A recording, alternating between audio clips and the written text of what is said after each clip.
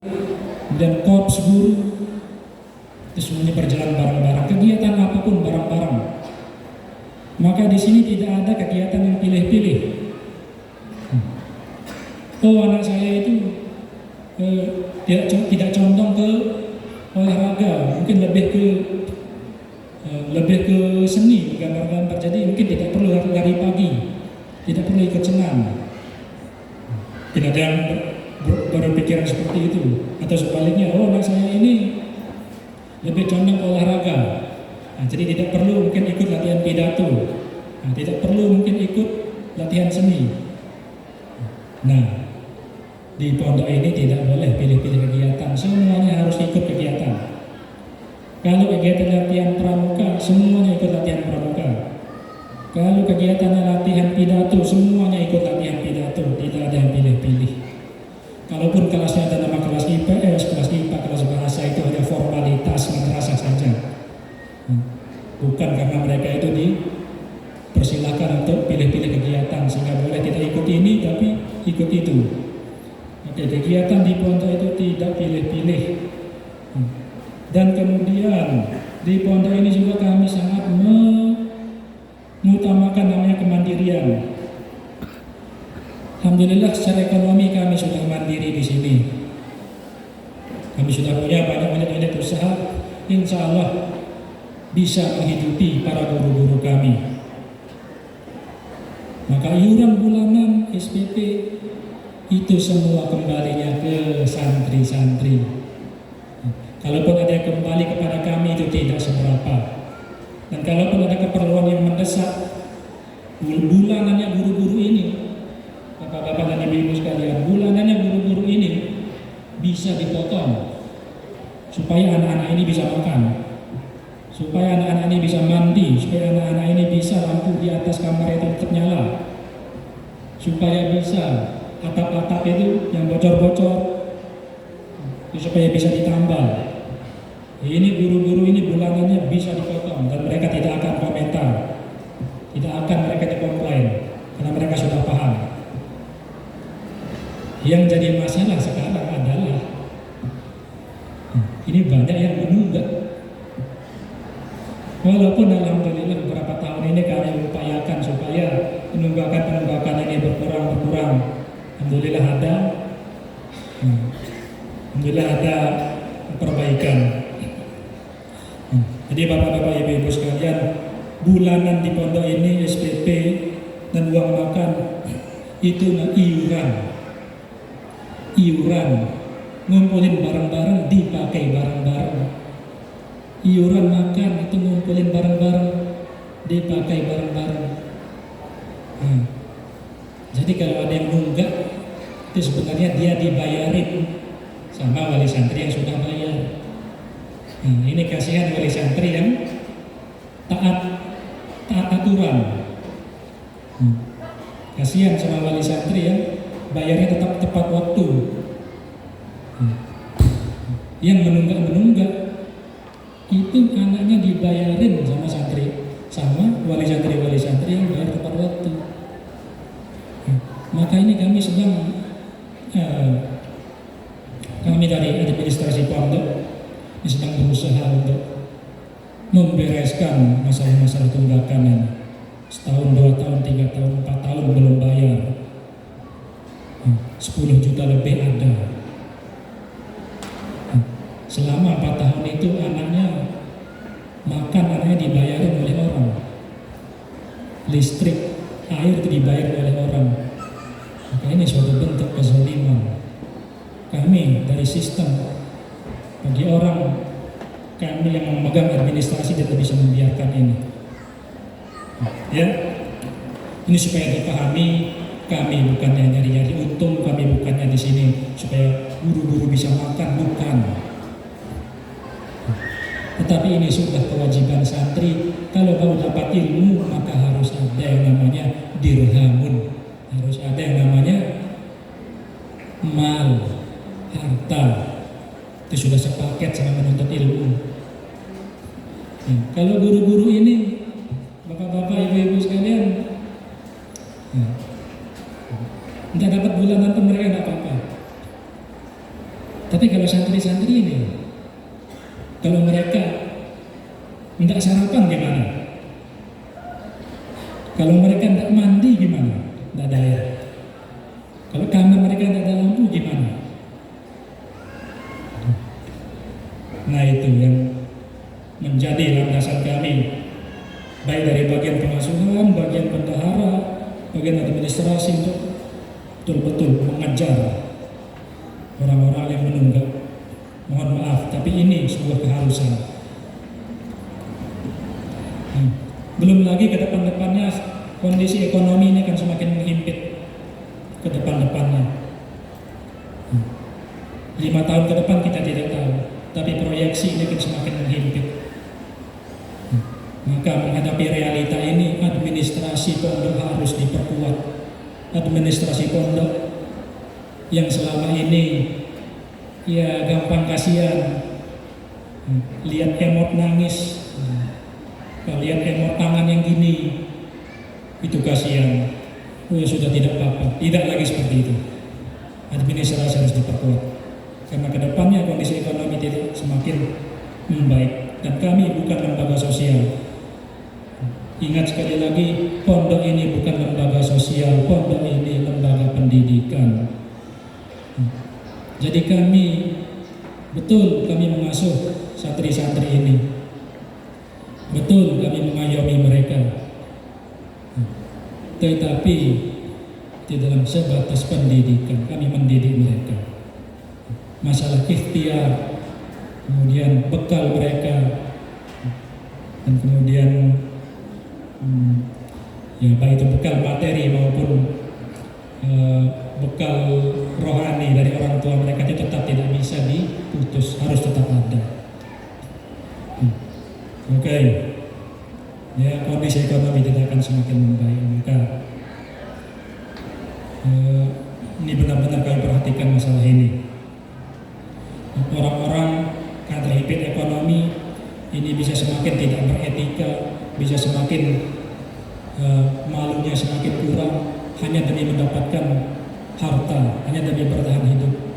Maka kami harus bersiap-siap menghadapi kenyataan ini.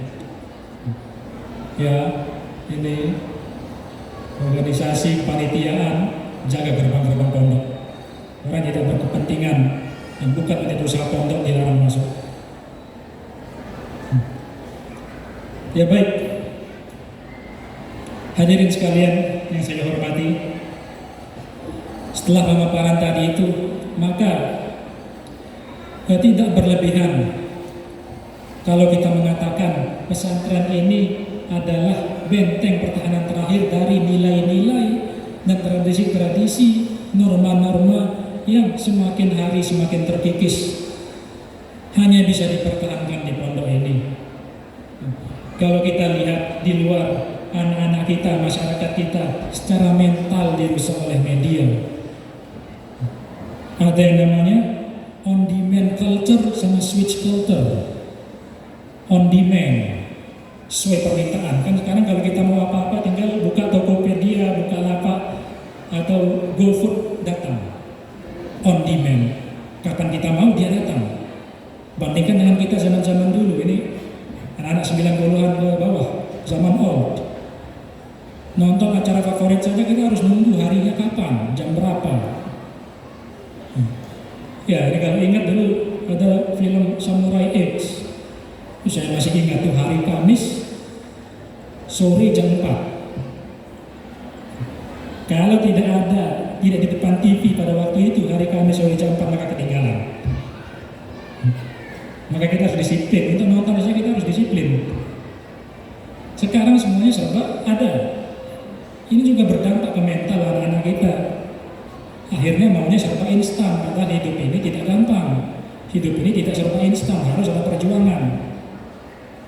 Itu on demand culture. Kemudian ada switch culture sekarang. Karena saking banyak produk-produk ini, mereka bisa berpindah ke produk yang mereka sukai. Atau channel YouTube lah, kita lihat channel YouTube. Kalau kamu nonton channel YouTube, kemudian kamu lihat, ini saya tidak suka sama orang yang ini, kamu pindah ke channel YouTube lain. Lihat mana yang kamu sukai. juga seperti itu, karena produk banyak mereknya. Kamu pakai suatu produk, ini saya tidak suka, ganti produk lain. Ini juga berdampak tidak baik, ada dampak negatifnya. Karena merasa segalanya itu bisa ditukar-tukar, diganti-ganti sesuai yang dia suka. Saya tidak suka ini, ganti. Saya tidak suka pelajaran ini ganti. Saya tidak suka kamar ini, ganti. Ya padahal di pondok ini semuanya itu kamu harus terima, tidak bisa ganti-ganti gitu. Kalau kelasmu di kelas itu, kemudian kamu misalnya tidak ada konflik sama anggota kelasmu yang lain, tidak bisa kamu pindah. Belajar, kamu harus belajar mengatasi konflik sendiri, belajar mengelola emosi sendiri. Kamu di satu kamar mungkin tidak ada orang sholatmu, saya dari Sumbawa, tapi sekamarnya tidak ada orang Sumbawa, mau pindah saja, tidak boleh. Belajar asosiasi, belajar bersosialisasi dengan orang-orang selain daerahmu. Ini kita perangi betul pengaruh-pengaruh zaman yang negatif seperti ini, dirusak oleh media. Belum lagi zaman yang serba gampang semuanya. Apa-apa tinggal buka HP semuanya muncul, serba gampang. HP-nya pintar, orangnya nggak pintar. Ini yang kita perangi. Itu secara mental. Kemudian secara sosial, masyarakat kita di luar juga sedang dirusak oleh ideologi modern yang merusak negatif. Liberalisme, contohnya, yang mengedepankan orang harus merdeka semerdeka-merdekanya. Ya, padahal agama ini adalah aturan. Agama kita saja itu penuh dengan aturan supaya masyarakat kita ini tidak hancur. Tapi liberalisme ini datang mengatakan bahwasanya manusia tidak perlu dikekang-kekang. Tinggalkan agama, tinggalkan tradisi, tinggalkan budaya. Itu liberalisme. Belum lagi yang lain-lain, LGBT, feminisme. LGBT itu andaikan hewan itu bisa bicara, kamu tanya, hei kambing-kambing, kamu pernah LGBT gak? Kamu yang jantan juga sama yang jantan, kamu tanya itu kambing, pasti mereka jawab enggak pernah. Itu melawan sunnatul, melawan hukum alam, tidak akan. Atau feminisme, mau tanya tuh kambing-kambing yang betina itu, hei kambing-kambing betina, apakah kamu mau tidak menyusui anak-anakmu, yang menyusui yang jantan? Kan tidak bisa. Tidak bisa, pasti mereka jawab tidak bisa. Ini sudah sesuai dengan sunnatullah, ini sudah sesuai dengan hukum alam. Pria dan wanita itu memiliki tugas masing-masing yang tidak bisa dilakukan oleh yang lain. Ada beberapa tugas yang tidak bisa dilakukan oleh yang lain, walaupun bisa dibantu. Ya pokoknya dunia ini semakin dia maju, semakin nyeleneh. Itu secara mental, secara sosial, kemudian secara ekonomi apalagi. Ekonomi ini, lihat di luar tuh, judi online, pinjaman online, judi online selama setahun itu berapa yang mereka raup untung bandar-bandar itu, kalau mau tahu. Menurut data terbaru yang mereka raup itu lebih dari 300 triliun bukan miliar. Tahu seberapa besar 300 triliun itu? Kalau membangun IKN itu bisa sampai jadi, dan bahkan sisanya banyak, 300 triliun semuanya disetot oleh judi-judi online, mencerminkan betapa masyarakat kita ini sangat gampang ditipu, sangat gampang dihasut oleh keuntungan instan. Belum lagi pinjaman online, orang-orang yang tidak ada hubungannya sama si peminjam kena. Satu kampung ada yang kena hanya karena satu orang itu pinjaman online. Sangat merugikan secara mental, sosial, ekonomi, dan juga secara politik. dirusak oleh politikus-politikus yang akhlaknya ini kurang, mengandalkan orang-orang dalam, sehingga muncul pemikiran bahwa saya kalau mau dapat jabatan maka harus pakai orang dalam, maka harus pakai surat, maka harus pakai nepotisme. Ya hadirin sekalian, ya itu maka kembali ke poin saya sebelumnya bahwasanya pondok ini adalah benteng terakhir dari nilai-nilai yang semakin terkikis. Hanya di pondok pesantren kita bisa mempertahankan nilai-nilai tersebut. Maka tolong bapak-bapak, ibu-ibu sekalian, bantu kami dalam mendidik anak-anak ini. Kami susah payah membuat anak-anak ini betah. Kami susah payah mempertahankan nilai-nilai, tradisi-tradisi, norma-norma yang baik-baik supaya anak ini pelajari dan bisa masuk ke dalam mental dan karakternya. Maka bantulah kami guru-guru ini. Bantunya dengan gimana? Ya nasihatilah mereka. Kalau misalnya sering-sering pulang, ya jangan sering-sering pulang lah. Ini sebulan pulangnya berkali-kali, alasannya macam-macam. Apa? Sepupu kedua saya sunat. Dan memang dia jadi mantri sunatnya. Kalau dia tidak pulang kemudian tidak jadi sunat. Izin kakek saya meninggal. Ditanya lagi sama pengasuhannya, ini kakek kamu yang keberapa? Kemarin kan sudah, ini keberapa? Ya, jadi jangan sering-sering pulang. Nanti bapak-bapak dan ibu-ibu juga yang capek. Ketika sudah di rumah, ketemu HP, ketemu game, baliknya yang sulit. Bapak ibu sendiri yang kesulitan. Anaknya juga sebulan 2 bulan belajar beradaptasi di pondok, itu riset lagi dari awal, kan merugikan. Penjemukan juga, kita usah sering-sering dijemuk bapak-bapak ibu-ibu. Kalau kata kiai saya di Gontor, penjemukan itu kayak gula itu manis. Sama wali santainya merasakan manis bertemu dengan anaknya yang sudah berbulan-bulan, kan berbulan sih, kadang berminggu 2 hari jual lagi. Manis ingin bertemu anaknya, anak juga manis bertemu dengan walinya, akhirnya bisa makan enak, akhirnya bisa main HP, akhirnya bisa cek sosmed. Manis, tapi seperti halnya gula itu bisa, kalau kebanyakan bisa menyebabkan diabetes, malah sakit. Sering-sering dijemuk malah tidak betah.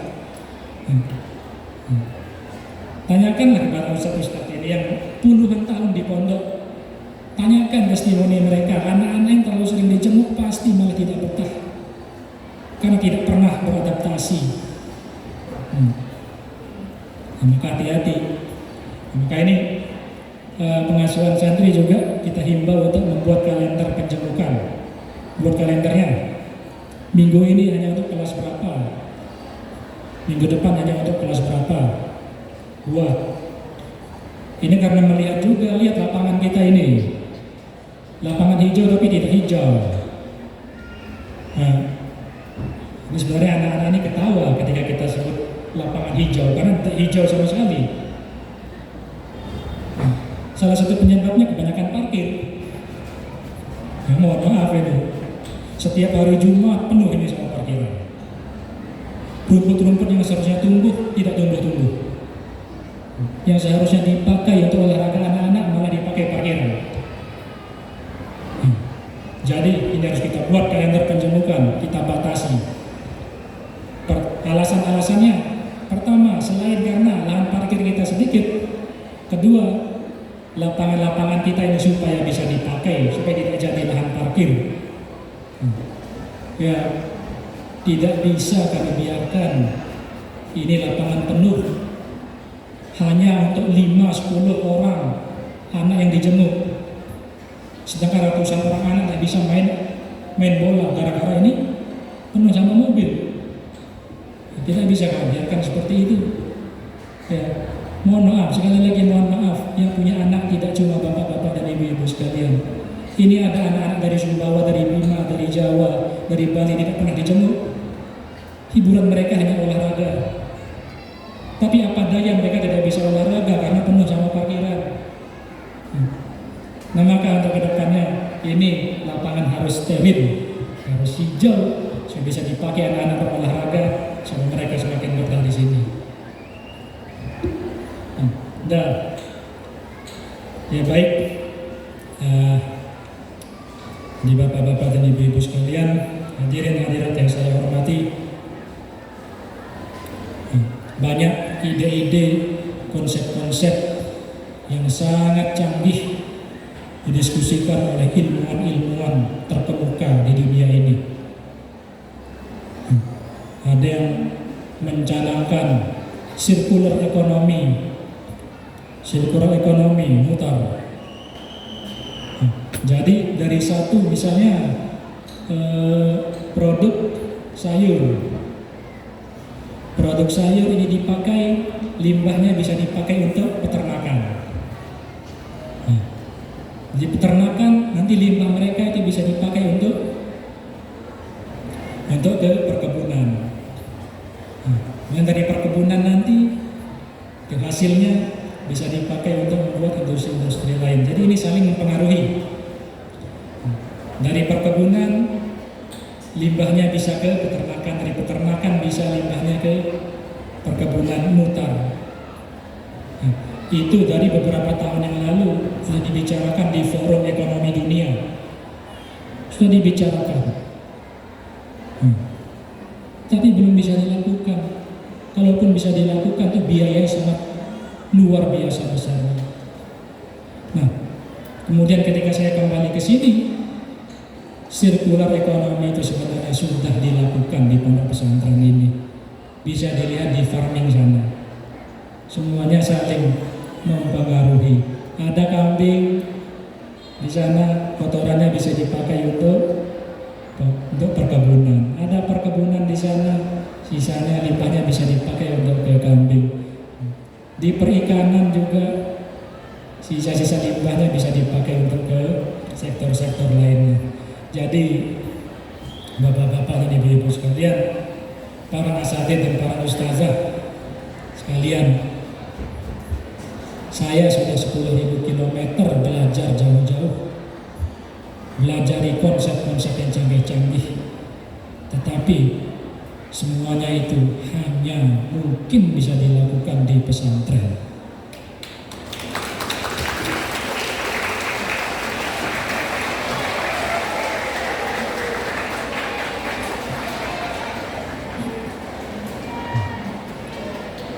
Sirkular ekonomi, kemudian ekonomi berbasis komunitas, ekonomi simpan pinjam yang tidak ada bunga, itu dibicarakan bertahun-tahun, tapi pada pesantren sudah melaksanakan dan sudah terjadi. Maka jangan hilang kepercayaan kepada institusi pesantren.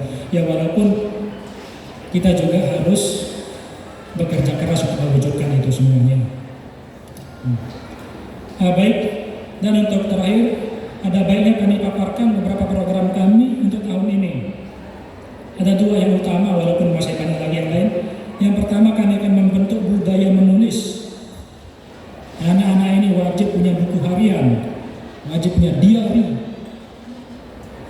wajib mereka bawa buku, wajib mereka bawa buku tulis setiap perkumpulan, bahkan perkumpulan di raya masing-masing wajib bawa buku tulis. Bahkan ustadz dan ustazah pun kami wajibkan bawa buku tulis.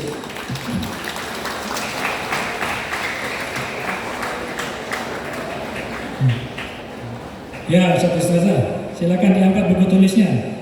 Diangkat.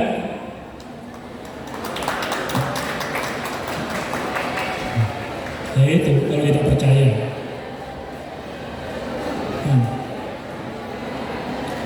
Karena menulis itu adalah sarana untuk eksplorasi diri. Eksplorasi diri. Anak-anak yang selama ini labil, tidak tahu mau ngapain, emosinya kesana kesini, dengan menulis insya Allah tahu dirinya sendiri itu maunya apa, yang merasakan dirinya itu apa. termasuk praktik menulis indah juga. Menulis indah itu jadi terapi bagi jiwa-jiwa yang sering banyak gejolaknya. Menulis indah, terapi. Ini juga supaya kita merubah mindset masyarakat kita. Coba lihat masyarakat kita ketika pengajian-pengajian. Ketika datang ke pengajian tuan guru siapapun itu, berapa yang bawa buku tulis, yang nyatat apa yang disampaikan tuan gurunya berapa? Hampir tidak ada kan? Bahkan kalau pun yang diceritakan itu, ya peci tuan gurunya yang pengot lah, kemudian gelas minum tuan gurunya kesenggol jatuh lah, itu yang dibawa pulang. Yang seharusnya ajaran-ajaran agama yang baik-baik dibawa pulang kemudian disampaikan lagi ke keluarga yang di rumah, yang disampaikan malah tadi tuan guru itu lucu sekali, dia cerita soal ini, yang diingat lawakannya bukan apa yang diajarkan. Nah itu mental masyarakat kita, maka tidak maju-maju. Ini makanya kita membentuk budaya menulis ini. Tulis, jangan sampai apa yang terlewat itu, apa yang kamu dengar sekarang terlewat masuk telinga kanan, keluar telinga kiri. Sekarang supaya saya tidak bilang bisa nyuruh aja, ini buku saya, buku tulis saya dari tahun 2018, masih saya pelihara sampai sekarang. Saking sering dibuka tutup, saya lakban. Dalamnya itu saya lakban. Isinya nasihat-nasihat bapak-bapak guru saya. Ada Ustaz Akrim Maryat, ada Ustaz Masyudi Sudari, ada Ustaz Abdul Hafiz Zaid, ada Ustaz Kiai Haji Hasan Abdul Asahal, ada Ustaz Nur Hadi Ihsan, ada Ustaz Hamid Fahmi Zarkashi. Jadi ketika saya butuh inspirasi untuk menyampaikan sesuatu, saya tinggal buka buku ini. Karena pelajaran-pelajaran guru saya tidak ada yang terlewat, saya bisa buka, saya bisa jadikan inspirasi saya bisa sampaikan ke kamu.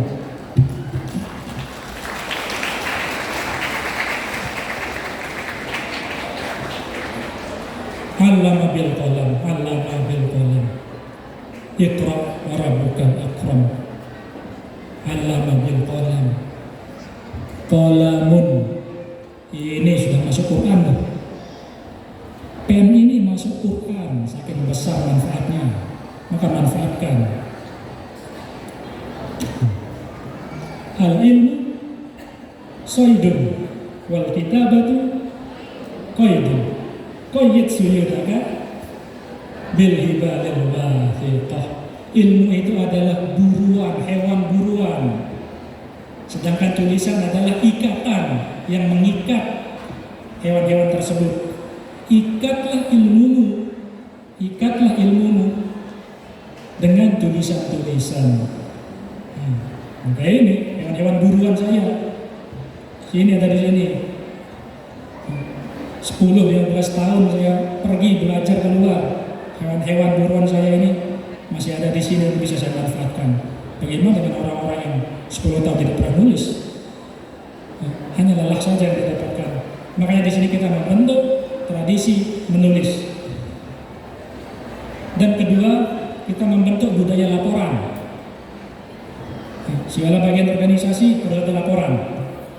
Bagian rayon harus ada laporan, bukan cuma laporan ke keamanan, laporan kebersihan, laporan bagian bahasa, laporan bagian kesenian yang menyangkut tentang kebersihan tembok dan kepantasan dekorasi lemari, bagian listrik. Laporan-laporan semuanya harus ada. Li ta'lamu adada sinina wal hisab, supaya bisa kamu rencanakan.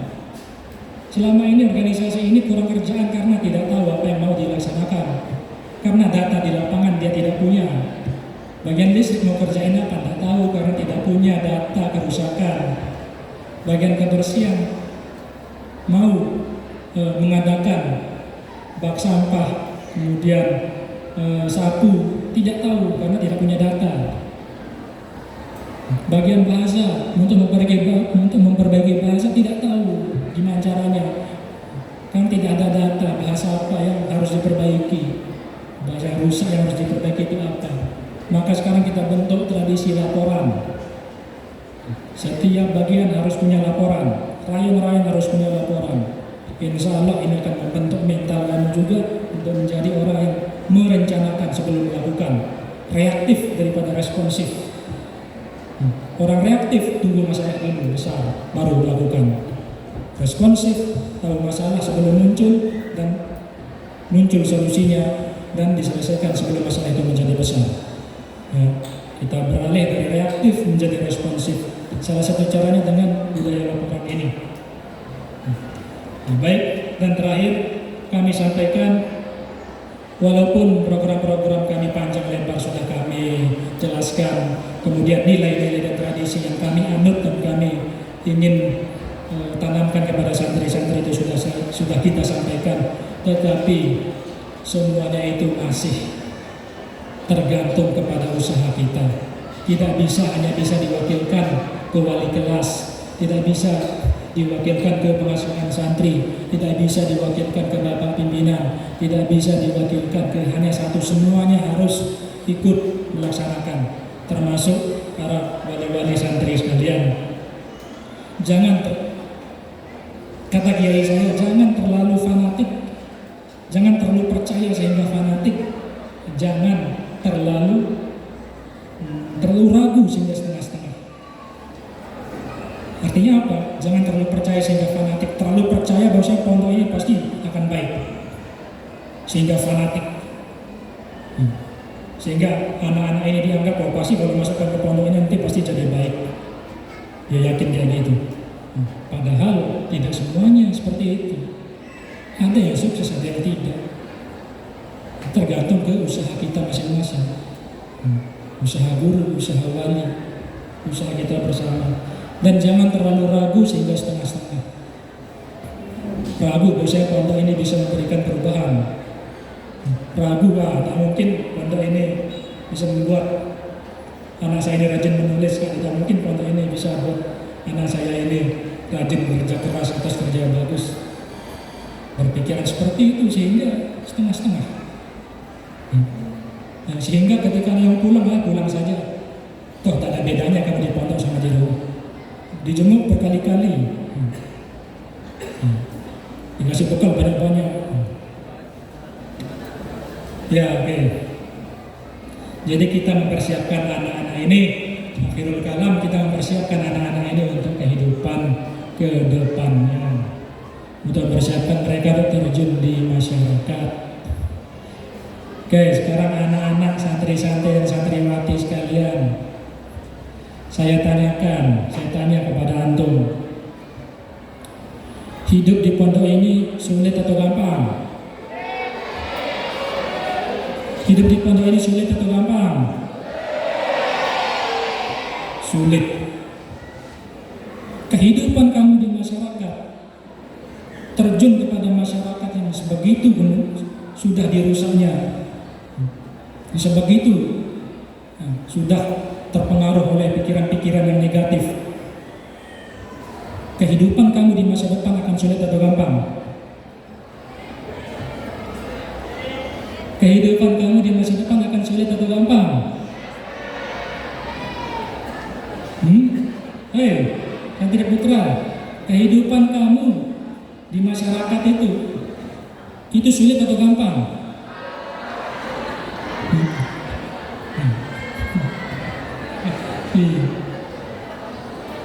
Ini kebanyakan nonton sosmed, kamu kira hidup itu gampang. Kamu kira ngekos itu enak? Kamu harus bayar listrik, kamu harus bayar air, kamu harus masak sendiri. Kalau ada masalah kamu urus sendiri. Kamu kira kuliah itu enak? Kalau kamu ada tugas harus kamu selesaikan sendiri. Kamu kira hidup berkeluarga itu enak? Anakmu sakit, apakah orang lain yang akan ngurusin? Jadi hidupmu ke depannya di masyarakat akan sulit juga. Maka kamu di sini diajarkan hidup sulit, karena kedepannya kamu akan menghadapi hidup-hidup yang sulit. Maka lebih baik, saya tanya lagi, lebih baik kamu terbiasa hidup sulit atau terbiasa hidup mudah? Lebih baik kamu terbiasa hidup sulit atau terbiasa hidup mudah? Lebih baik kamu terbiasa hidup sulit di pondok supaya kamu terbiasa menghadapi kehidupan selanjutnya.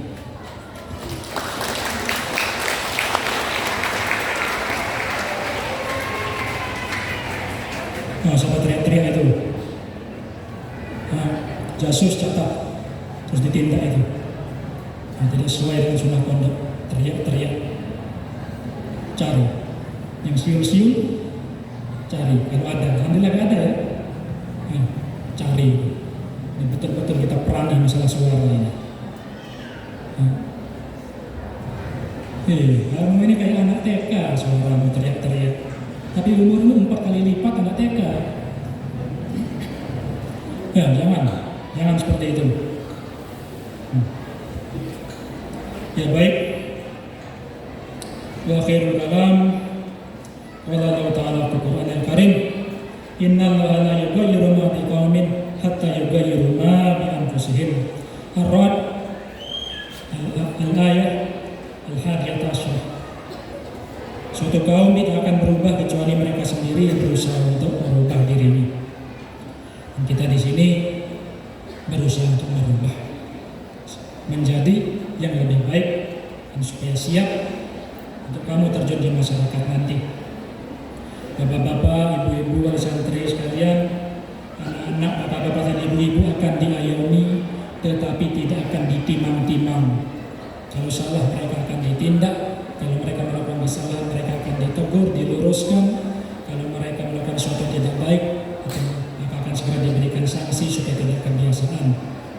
Nah, jadi semuanya untuk pendidikan, tidak lain tidak bukan untuk pendidikan. In uridu illa islahi ma istata'tu wa ma ajriya illa minallah. Tidak lain tidak bukan yang kami inginkan adalah perbaikan sebisa kami. Masalah imbalan itu dari Allah nanti. Mata nantahi minal amal, nantahi minal amal fil jannah. Karena guru-guru sekalian supaya diingat, ini moto kita sekarang untuk tahun ini. Mata nantahi minal amal, jawabannya ar-rohatu fil jannah. Mata nantahi minal amal, baik. Mata nantahi minal amal, mata nantahi minal amal, ar-rohatu fil jannah. Istirahat nanti di surga. Di dunia kita harus berusaha sekuat tenaga sampai habis badan pun tidak apa-apa demi lillahi kalimatiddin, kalimat Allah supaya tinggi dan agung sebagaimana yang divisikan oleh Rasulullah. Sekian, kalau ada kata-kata saya yang kurang berkenan itu semuanya dari saya sendiri, dan kalau ada kata-kata yang sekiranya ada manfaat, ya insya Allah itu berkat taufik dari Allah Subhanahu wa Ta'ala. Baik, wallahul muwaffiq wal hadi ila sabilir rasyad. Assalamualaikum warahmatullahi wabarakatuh.